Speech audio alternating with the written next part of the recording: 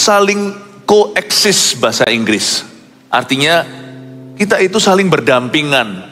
Orang muda tidak bisa hidup tanpa orang tua. Tapi orang tua tanpa anak muda, mimpi mereka nggak akan jadi. Dibutuhkan visi anak-anak muda agar mimpi orang tua digenapi. Anak kecil juga sama, they look up to us. Mereka sungguh-sungguh memandang ke kita, koko-kokonya, papa mamanya, kakak-kakaknya dan orang tuanya. Makanya itu kita harus mendengarkan setiap generasi. Saya tergerak hari ini untuk bicara tentang ini. Bahwa ada hikmat Tuhan di setiap usia kita. Tuhan kita itu segala umur. Tuhan kita itu relevan bagi anak kecil, orang muda, hingga orang-orang yang lansia atau lanjut usia. Di gereja kita setiap usia, setiap umur ini kita rayakan sebagai kemenangan dari Tuhan. Setiap kita bisa dipakai berapapun umurnya. Saya ajak kita buka dulu Kisah Para Rasul pasal 2 ayat 17. Dari khotbah Petrus di Yerusalem. Petrus mengutip Yoel, Nabi Perjanjian Lama. Begini bunyinya saat Pentakosta. Akan terjadi pada hari-hari terakhir, demikianlah firman Allah, bahwa aku akan mencurahkan rohku ke atas semua manusia. Maka anak-anakmu laki-laki dan perempuan akan bernubuat. Dan teruna-terunamu akan mendapat penglihatan-penglihatan. Dan orang-orangmu yang tua akan mendapat mimpi. Saya ulangi. Akan terjadi pada hari-hari terakhir, demikianlah firman Allah. Inilah karya Roh Kudus di akhir zaman. Bahwa aku, kata Tuhan, aku akan mencurahkan rohku ke atas semua manusia. Daging darah ini akan terima roh Allah. Apa yang terjadi di hidup kita? Darah daging pun beda-beda usia. Anak umur 5 dan orang umur 50 tahun beda pikirannya.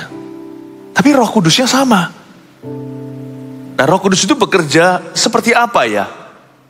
Di setiap dekade yang berbeda itu, atau setiap penggalan waktu, misalkan before 30, sebelum umur 30, atau bila orang-orang bilang bahwa life begins at 40, hidup itu dimulai umur 40. Apakah betul? Apakah sungguh? Bisakah kita hidup tanpa Kristus?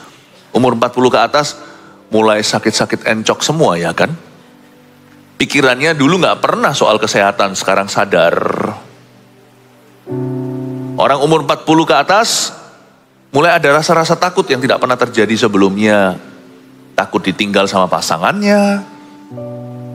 Lalu mulai panic attack itu biasanya kebanyakan terjadi di orang-orang yang usianya lebih tua. Tapi sekarang juga mutakhir sekali, anak-anak muda pun mengalaminya.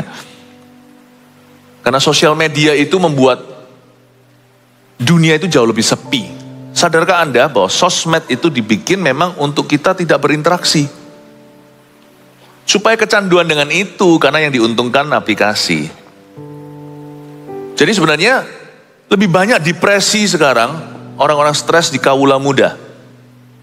Dan yang namanya jumlah orang-orang yang bunuh diri di negara-negara tertentu itu luar biasa. Indonesia belum seberapa, tetapi saya rasa kalau kita nggak hati-hati akan menyusul juga. Tempat-tempat yang sangat dikagumi oleh orang-orang muda seperti Korea, waduh, lihat drama beda dengan kalau hidup di sana. Beberapa orang teman-teman Korea saya beritahu nggak gampang di situ, tuh bullying terjadi. Kalau kurang cantik aja atau kurang tampan bagaimana, wah. Hari-hari ini dunia ini semakin gelap. Gereja harus speak up. Gereja harus angkat bicara. Puji Tuhan di gereja kita, setiap usia ministrinya kuat. Gereja kita punya CG kita itu segala umur. Dibagi juga sesuai dengan umurnya. Di AOG Army of God yang minggu depan ini akan ada konferensi, yang belum mendaftar langsung saja yang before 30. Itu penting sekali untuk kita mendapatkan asupan iman sesuai dengan usia kita. Makanya di sini juga ada voltage. Kebaktian saya minta diadakan di setiap gereja kita. Setiap akhir pekan itu, yang masuk dulu dalam hadirat Allah sebagai gereja, itu gereja anak kita. Makanya di sini bukan namanya sekolah minggu, tapi gereja anak. Alkitab mengatakan kalau Roh Kudus turun ke atas semua manusia, maka anakmu laki-laki dan perempuan akan bernubuat. Apakah berarti setiap anak kecil jadi nabi? Enggak. Apa artinya anak-anakmu akan bernubuat oleh kuasa Roh Kudus? Begini loh, berarti mereka itu sudah bisa tahu sesuatu.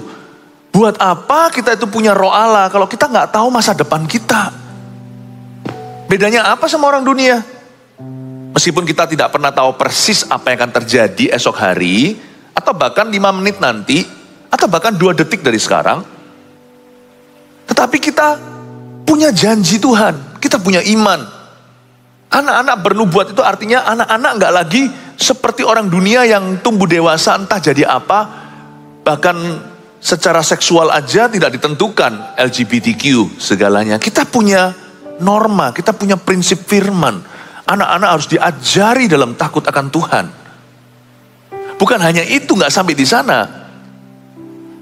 Artinya anak-anak akan bernubuat itu poin pertama munculkan di sini. Berarti umur 12 sudah bisa tahu mau kuliah apa dan menjadi apa. Ini hasil doa saya, munculkan di depan ya poinnya, ikuti saya multimedia. Umur 12 sudah bisa tahu mau kuliah apa dan menjadi apa.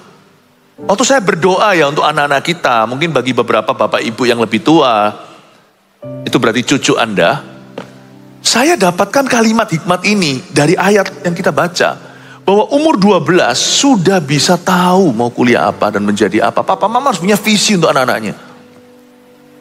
Jangan suruh mereka jadi sesuai dengan harapan kita, tetapi kita harus menjadi pengintai mereka di tanah perjanjian yang Tuhan berikan untuk anak-anak kita.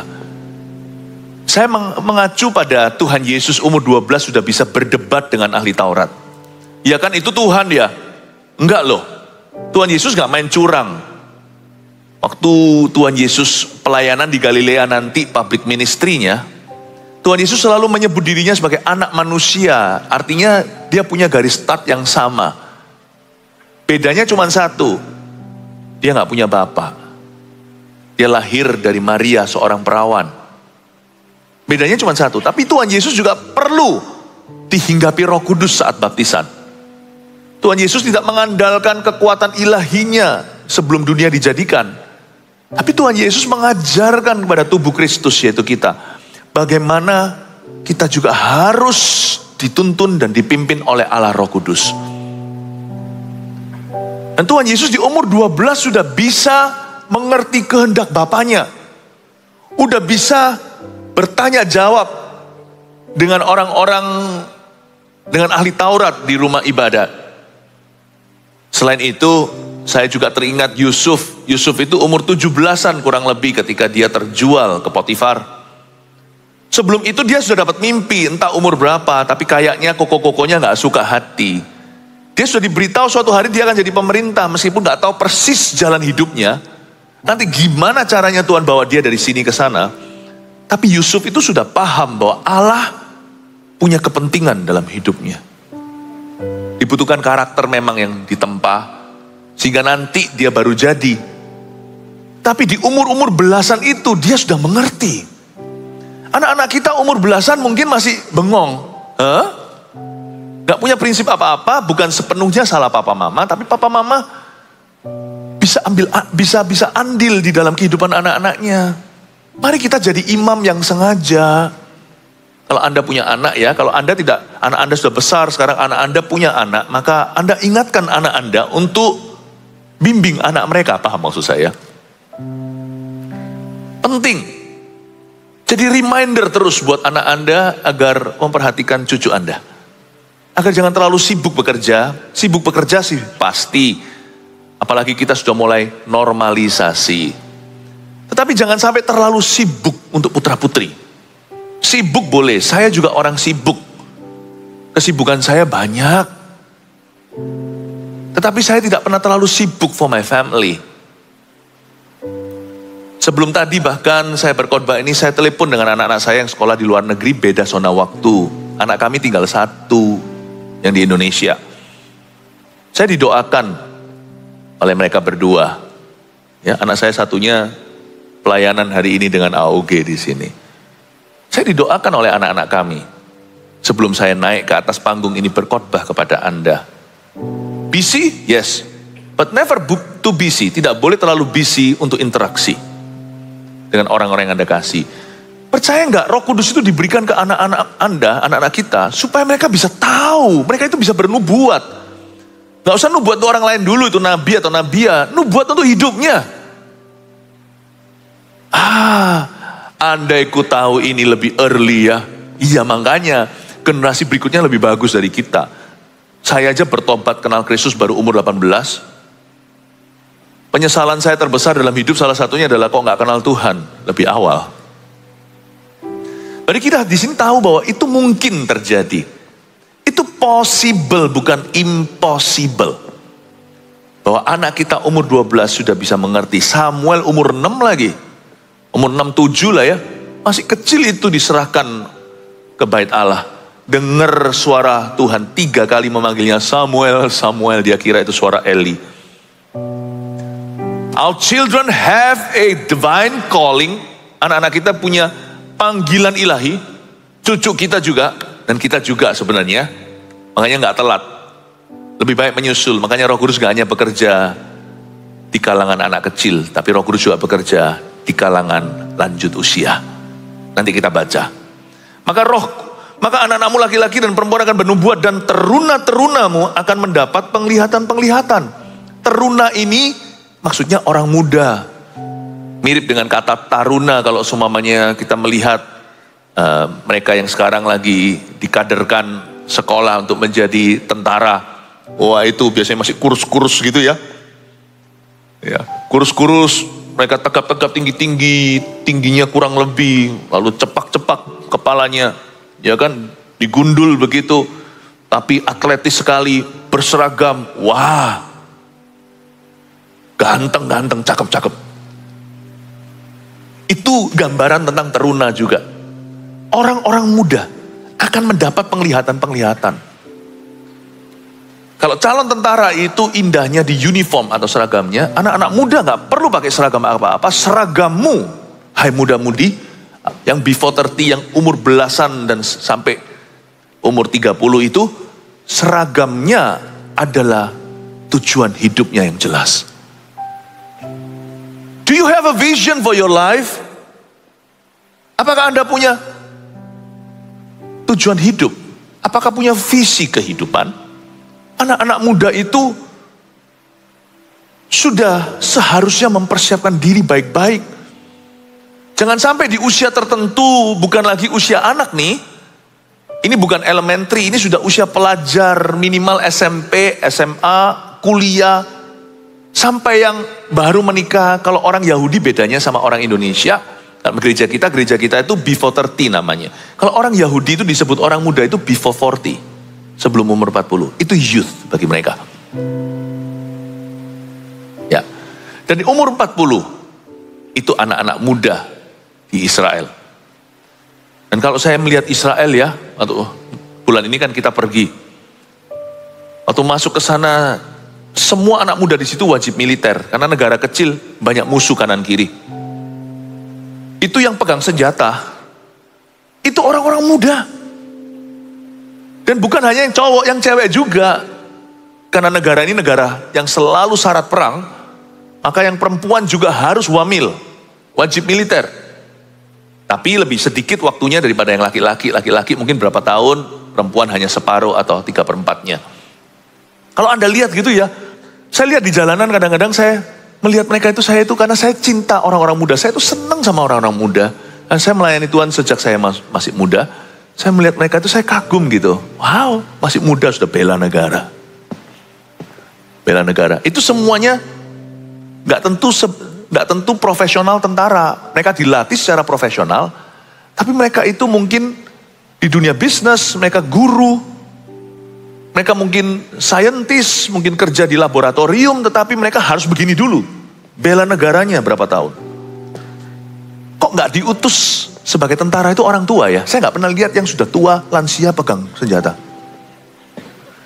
Karena negara pasti dikecam kalau mengutus orang tuanya ke medan perang. Kok nggak anak kecil ya? Sebagai kekejian, kalau kita melihat foto anak kecil rokokan, lalu pegang senjata senapan mesin. Itu biasanya di negara-negara perang dan banyak terorisme.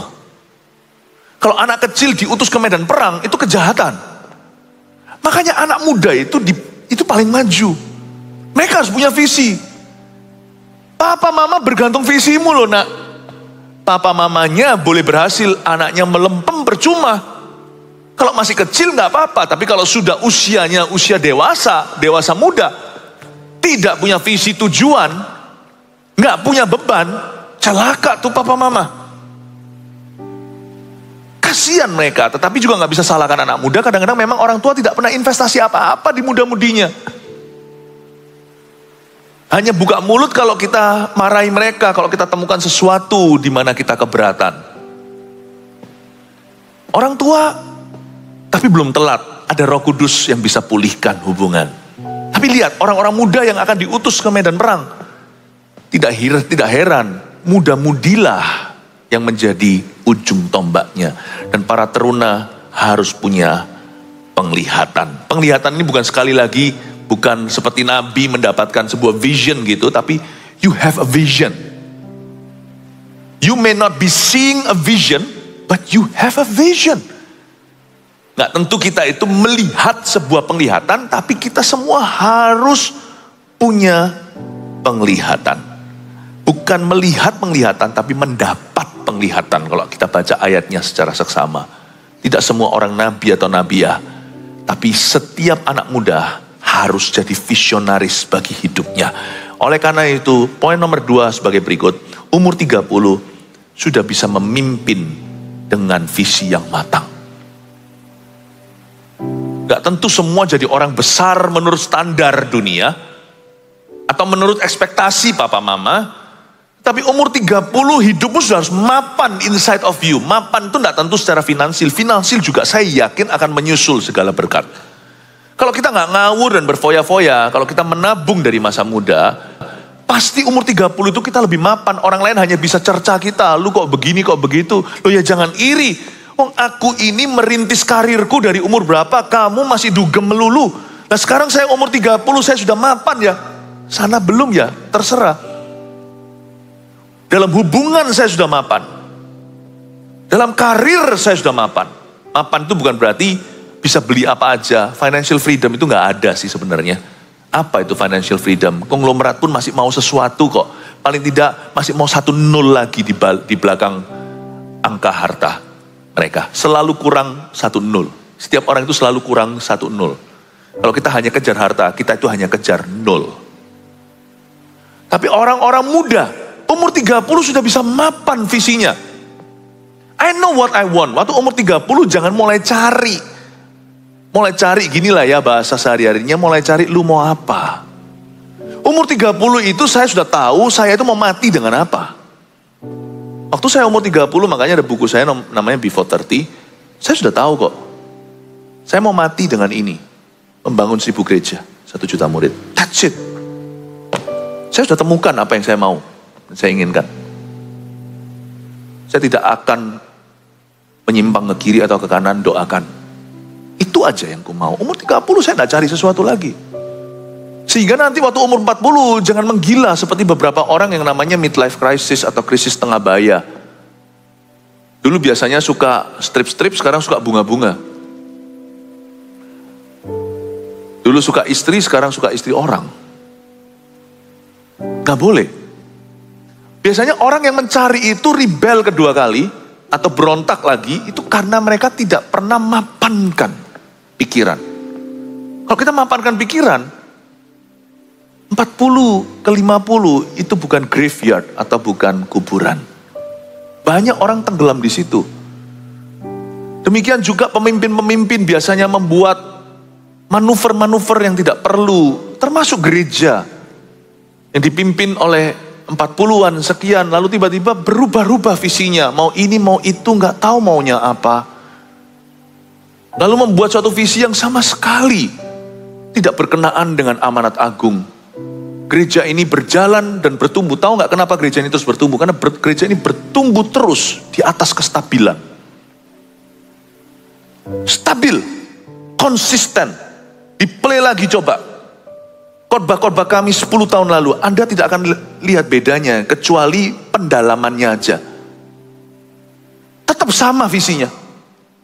20 tahun lalu tetap bicara soal jiwa-jiwa. Nggak beda. Bedanya cuman apa? Cuman title-nya aja. Dulu anak muda kita lebih radikal. Judulnya A Trip to Hell. KKR penginjilan, kesaksian saya tentang neraka dan firman Tuhan tentangnya. Tapi sekarang, besok hari Jumat ini, kita akan adakan di streaming juga. Meskipun di dalam konteks AOG Conference, tetapi tetap akan diikuti KKR-nya. Biarkan semuanya, biarkan semua CG turut berpartisipasi di dalamnya. Tapi judulnya bukan lagi TTH, judulnya apa kata Alkitab tentang neraka. Sebenarnya nggak ada bedanya. Pertama kali saya KKR itu tahun 2023 tahun lalu. And I'm still doing that. Titelnya aja beda. Judulnya beda. Sekarang namanya apa kata Alkitab tentang neraka. Kami bisa lebih matang, jauh lebih matang dalam cara metode kami dan sebagainya. Tapi tidak ada perubahan dan pertukaran bayangan. Umur 30 itulah orang mencapai kestabilan. Dan dia akan hidup dengan itu, mati dengan itu. Itu pekerjaan Roh Kudus. When you're 30 years old, you should be reliable. Atau umur 30 Anda sudah harus menjadi orang yang dapat dipercaya. Bisa diandalkan. Bisa menjadi tumpuan. Tulang punggung keluarga atau bukan. Tapi bisa diandalkan.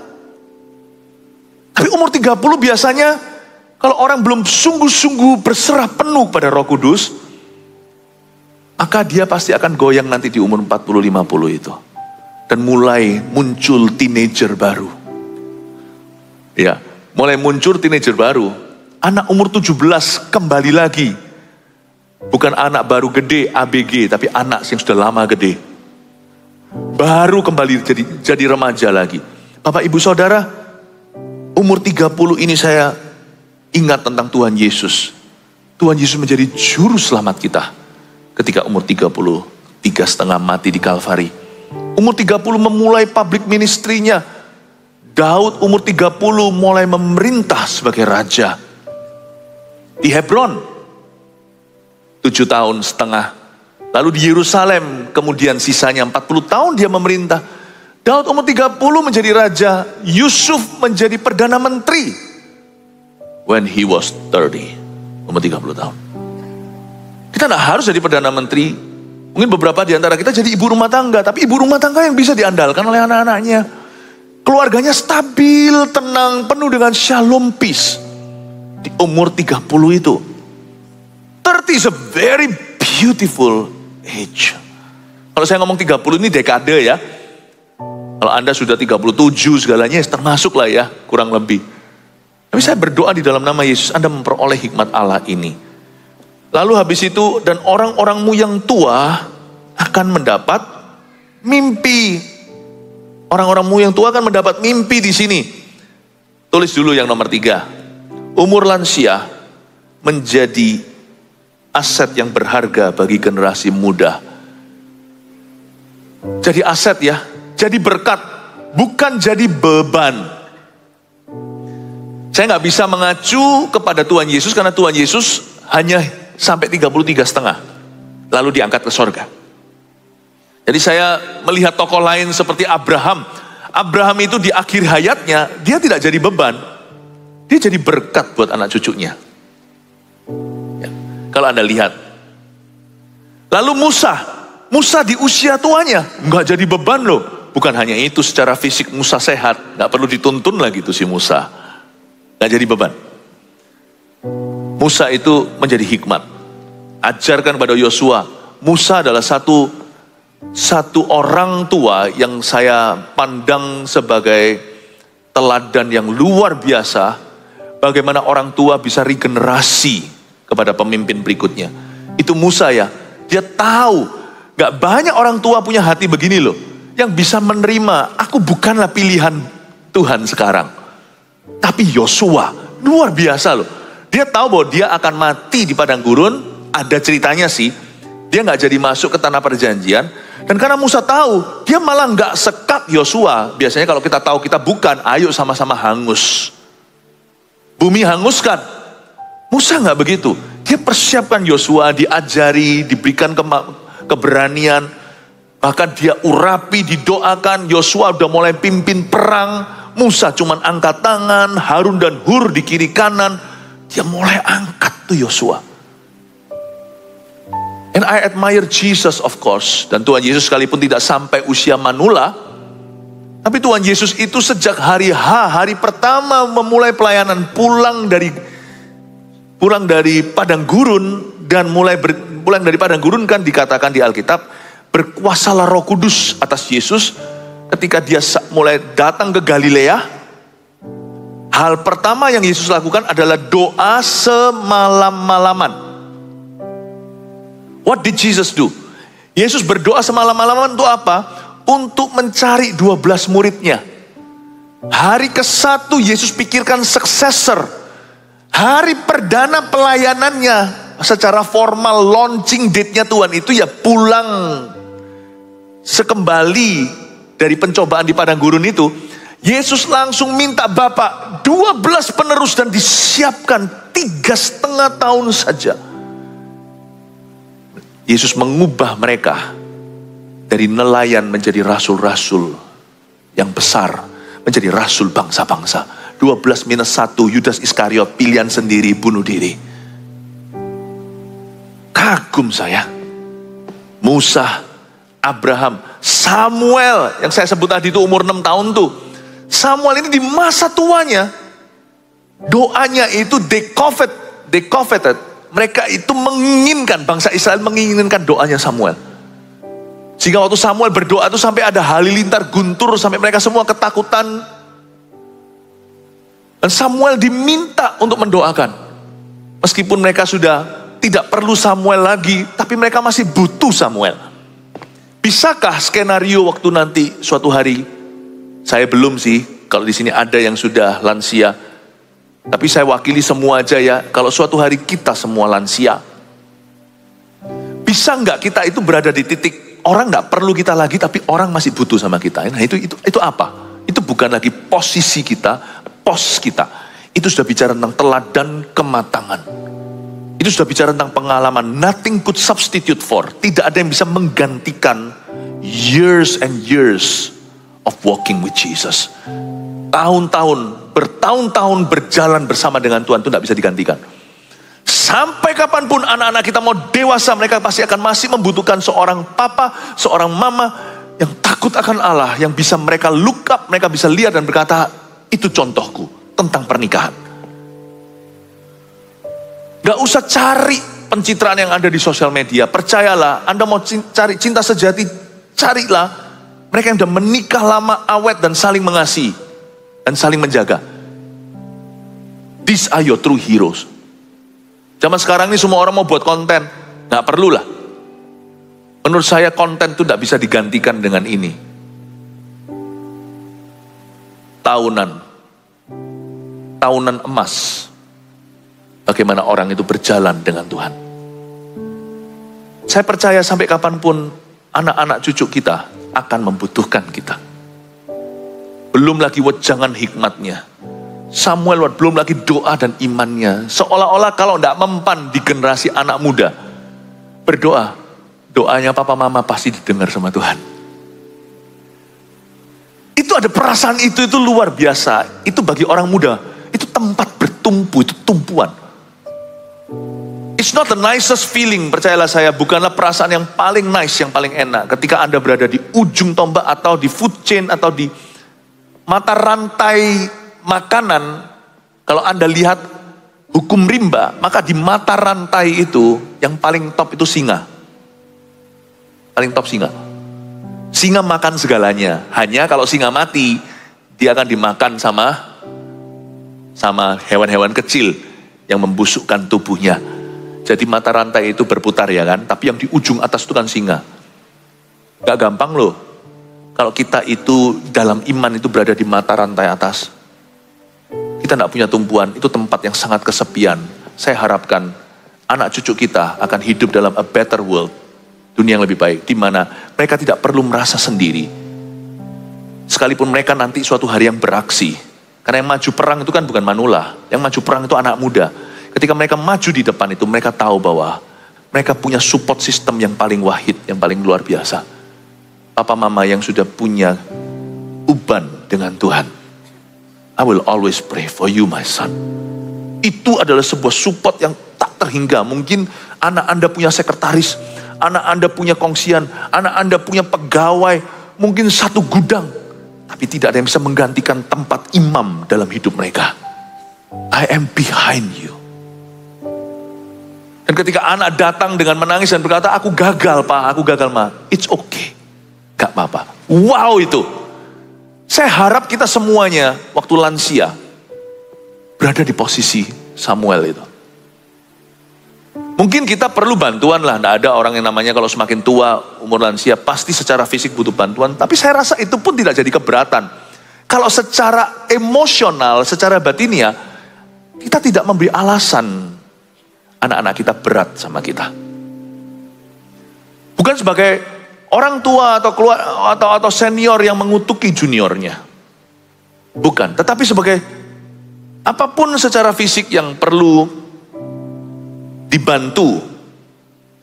Saya percaya anak cucu tidak akan pernah keberatan. If they cherish you. Kalau mereka mengasihimu, apalagi mengagumimu. Wow. Bapak ibu saudara, umur lansia kita berdoa, Roh Kudus bekerja demikian rupa memberikan orang tua mimpi. Mimpi. Ada sebuah kedalaman yang bisa diberikan kepada kaula muda. Umur lansia, Roh Kudus masih bekerja. Orang tua akan mendapat mimpi. Tuhan masih berikan mimpi tentang anak-anaknya. Sehingga anak-anaknya masih menginginkan sebuah pembicaraan. Papa mama, mimpi apa tentang saya? Minta sama Roh Kudus supaya kita tetap vibrant, supaya kita tetap menyala di masa tua. Saya belum lansia, tapi saya juga tidak semuda dulu. Jadi sekarang pun saya mikirkan, misalkan nanti rooftop ini jadi kontrak kita 20 tahun, saya 48, selesai kontrak saya 68, umur 70. I better prepare something for the next generations. Belum lansia, I'm going there. Sebagai gereja, kita tidak boleh menua. Gereja kita harus selalu awet muda.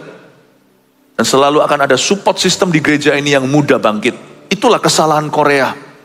Lansia menjadi segelnya orang-orang muda. Gereja Korea mati di situ. Matinya di mana? Di muda-mudi. Tidak ada lain, bottleneck-nya adalah usia 40 ke atas. Itu bottleneck terhadap yang 30 ke bawah. Menjadi macetnya di sana. Kita tidak boleh itu tidak boleh terjadi. Makanya orang tua harus penuh Roh Kudus. Baru bisa berguna buat putra-putrinya. Baru bisa berdampak dalam diri muda-mudinya. Saya percaya gereja ini akan menjadi gereja yang begitu. Amin, Bapak Ibu Saudara. Ya. Nanti ibadah kedua aja saya jelaskan dari ayat yang berbeda, ya ada ayat tambahannya. Tapi saya ingin sekali untuk kita di titik ini, saya mau mengundang salah satu perwakilan Army of God atau muda-mudi kita untuk saya interview naik ke atas sini supaya kita dengarkan suara anak-anak muda zaman ini ya. Berikan tepuk tangan untuk Nanda. Gak pernah bosan-bosan. Saya selalu beritahu sama Nanda, saya dan istri saya, rambutmu keren. Thank you. Thank you. Dan hari ini mimpin pujian ya. Nanda adalah salah satu pemimpin di AOG atau di youth kita anak-anak muda. Nanda, apa kabar hari ini? Baik? Baik. Baik ya. Nervous gak ini? Enggak ya? Ada sedikit nervous. I like it. Inilah future of the church semua ya. Masa depan gereja itu seperti ini. Saya mau tanya sama Nanda dulu ya. Ko Philip mau tanya, saya itu gak pernah bisa menua karena anak-anak muda itu panggil saya semua Ko Philip. Sampai anak-anak kecil itu ya, anak-anak Eagle Kids banyak pakai Ko Philip. Puji Tuhan ya. Selalu luar biasa. Nanda, Yes. apa struggles anak-anak muda sih hari-hari ini? Kita perlu tahu karena zamannya udah beda sih. Zaman saya beda. Zamannya Opa Oma di sini juga beda ya beberapa. Nah zaman Anda apa? Struggle-struggle-nya apa? Salah satu struggle anak muda sekarang punya istilahnya keren kok. Quarter life crisis. Quarter life crisis, oke. Jadi ini gejolak yang dialami usia kuliah 18 sampai awal masuk bekerja. Seringnya terjadi mulai galau dengan kehidupan. Tidak ada angin, tidak ada hujan. Mereka cerita, untuk apa saya hidup? Saya ini berharga enggak ya? Saya ini diinginkan enggak ya? Melihat temannya yang lain berhasil, anak muda yang ngalami quarter life crisis ini suka, loh kok dia berhasil, kok saya gagal. Mau coba masuk ke universitas yang dia inginkan, jurusan yang dia inginkan, tapi gagal. Yang mereka ingat hanya gagalnya aja. Sehingga mulai overthinking, mulai bahkan gak jarang depresi. Dan di momen-momen itu, di saat mereka ingin cerita ke teman-teman, karena hari ini saya memimpin anak muda usia kuliah. Jadi di saat mereka cerita, saya mau cerita ke teman itu responnya biasanya gini, aduh kamu lebay, too much banget. Itu hal yang biasa. Datang ke orang tua takut. Padahal mereka butuh orang yang mendampingi dan tidak sedikit. Jadi karena saya juga memimpin usia kuliah yang cukup banyak mereka ngalamin ini. Dan di saat datang mereka akan mulai berpikir, kalau saya gagal, kalau saya tidak bisa mendapat apa yang saya inginkan, ya sudah, untuk apa saya hidup? Akhirnya mereka mulai berpikir untuk mengakhiri hidup. Jadi ada yang namanya quarter life crisis. Saya baru dengar juga, kalau kita taunya itu krisis tengah baya, umur 40-50-an. Tapi sekarang ternyata ada yang namanya krisis seperempat baya. Orang umur belasan sampai 20-an. Ya. Nah, memang saya sudah curiga kalau banyak orang-orang muda sekarang itu lonely, kesepian. Tapi mereka nggak tunjukkan, karena mereka juga rame rasanya eksis di dunia media. Tapi sebenarnya mereka kosong ya. Betul. Banyak mereka itu hampa. Kalau kita melihat dalam kebaktian kita, atau anak-anak muda misalnya AOG hari Sabtu itu ada yang nangis, itu kalau dikasih altar call maju ke depan nangis, itu mungkin nggak ada masalah sesuatu, keluarganya baik-baik, tetapi dia lonely di dalam hati. Makanya kalau ketemu Yesus langsung nangis gitu ya. Bukan berarti orang nangis itu lonely, enggak juga. Yang terharu juga bisa. Tapi saya melihat ada banyak anak-anak muda itu kelihatan dingin, tapi kalau dijamah Tuhan langsung hancur gitu ya. Itu memang karena hati mereka di dalamnya itu banyak kosong ya. Dan jadi apa yang orang tua bisa lakukan? Tadi kamu bilang mereka mau datang sama orang tua, mereka takut ya kan? Apa yang orang tua bisa lakukan better untuk bisa jadi berkat untuk kalian? Hal yang dibutuhkan anak muda yang sedang mengalami quarter life crisis, mereka butuh waktu yang lebih banyak didampingi dan juga telinga untuk didengar. Karena di saat mereka datang ke saya, cerita, Kak, saya ngalamin ini, merasa tidak ada yang paham, tidak ada yang kenal mereka, gak ada yang bisa ada di posisi mereka. Dan cerita mereka waktu cerita ke orang tua, tidak jarang mereka dapat responnya gini, itu hal yang biasa, itu nanti kamu semakin dewasa akan lebih susah lagi hidupnya, jadi sekarang harus kuat, pokoknya itu hal yang harus kamu lewati. Benar sih, memang perlu dilewati, tapi saya rasa dengan telinga yang mendengar, cerita-cerita mereka diperhatikan. Jadi gak hanya mereka cerita dan orang tua atau orang yang lebih tua dari mereka juga sambil melakukan hal yang lain gitu ya. Jadi tidak fokus pada cerita mereka. Anak-anak muda ini sangat butuh untuk didengarkan. Dan di saat mereka didengarkan itu sebenarnya gini, anak muda look up ke orang tua.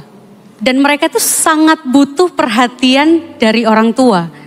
Hal yang simple yang mereka lakukan, keberhasilan atau bahkan kegagalan, pengen cerita. Tapi karena tadi itu di saat mereka cerita ada respon yang udah itu biasa, itu masih ringan. Padahal di usia mereka dan yang sedang mereka alami itu hal yang nyata, hal yang berat bagi mereka di usia mereka di momen itu. Jadi yang saya tangkap adalah Sebagai orang tua, kalau anak-anak curahkan hati kepada kita, dua hal ini bisa destruktif, bisa merugikan. Koreksi kalau salah ya.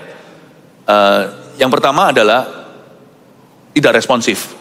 Segitu aja, meremehkan. Karena memang orang tua mau cepat mentahkan supaya enggak terus mengganggu gitu loh, supaya mereka punya banyak waktu. Sedangkan orang tua sendiri juga banyak sosmedan gitu ya.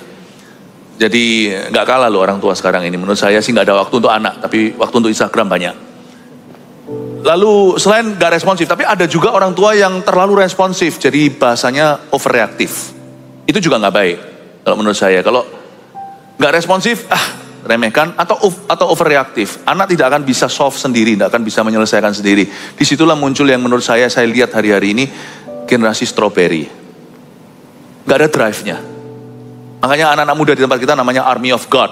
Dengan semua ekses-eksesnya.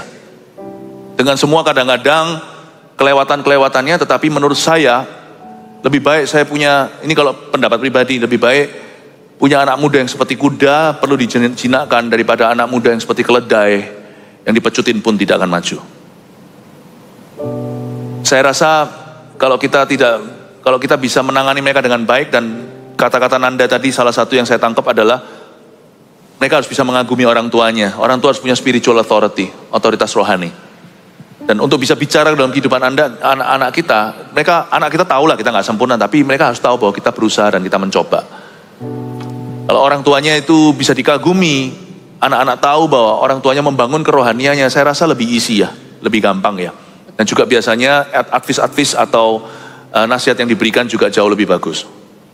Menurut Nanda, apa visi AOG untuk anak-anak muda hari-hari ini?